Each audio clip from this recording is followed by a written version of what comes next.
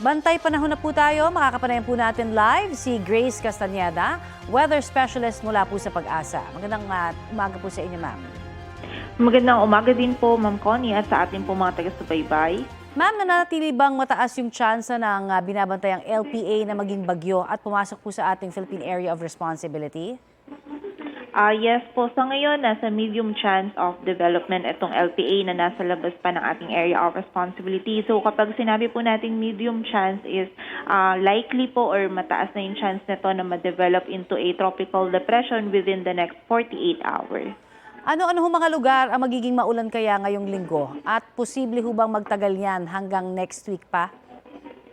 Posible po itong magtagal sa loob ng PAR hanggang next week dahil ina-expect po natin yung entry niya ng PAR is between Friday or Saturday or sa weekend pa for this coming weekend. And nakita po natin wala tayong landfall scenario for this weather disturbance, but posible po na ito yung mag-trigger ng habagat po natin. So expect po natin sa mga susunod na araw patuloy po na magiging maulan for most areas ng Mindanao, and by early next week naman po possible po sa western section po ng Southern Luzon, Visayas at Mindanao. At dito po sa Metro Manila, ano ho ang magiging lagay ng panahon natin ngayong linggo?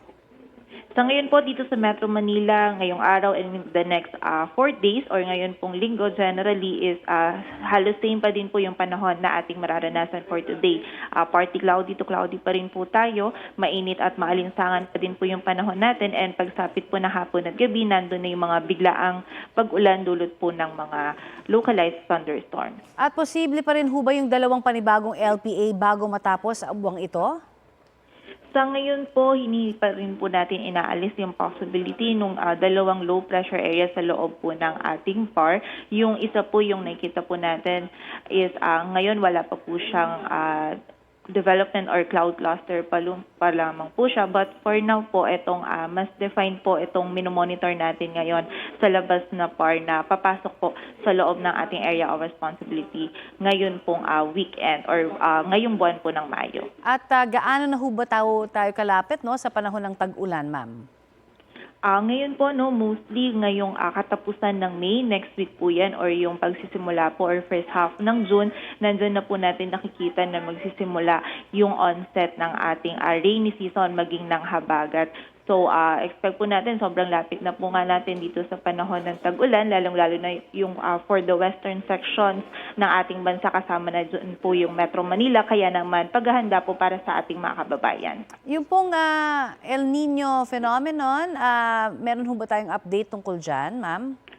Yes po, with El Nino naman, nakikita natin na as monitoring po is 79% na rin yung chance na magkaroon po tayo ng El Nino sa June, July, August po na buwan, or mapunta po tayo sa El Nino condition. So, likely po siya na mangyari na maging nasa El Nino condition po tayo sa mga susunod na buwan. Kaya expect po natin na for eastern side of the country mostly, nandun po yung below normal rainfall natin, saka yung warmer conditions. But on the western side, kasama na po dyan yung Metro Manila, kapag nag-onset na po tayo ng El Nino, na kasabay din ng habagat season po natin, expect natin mas magiging enhanced yung mga rainfall po natin for the western sections of the country. Okay, dun sa mga sinasabing babala nga, kasi parang marami ho ang nalilito, 'di ba? Sabi nga pagka El Nino, tagtuyot, pero marami rin ho mas malalakas na bagyo ba tayong aasahan dahil nga na-enhance pa ho nitong habagat?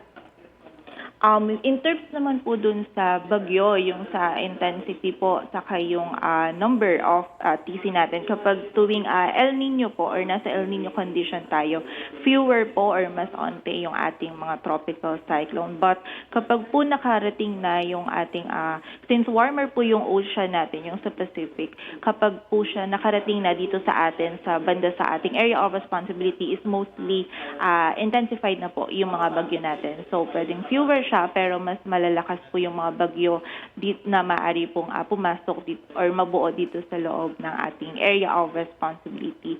And in terms naman po ng rainfall, sa other side naman po, yung sa western section, due to habagat, possible din na enhance po yung mga pag-ulan natin. So, mas dapat tayong magbantay pala, kapag dating po nitong sinasabing El Nino sa ating bansa. Marami pong salamat. Maraming salamat din po. Mag-ingat po tayong lahat. Yan po naman si Ms. Grace Castañeda, ang weather specialist mula po sa Pag-asa.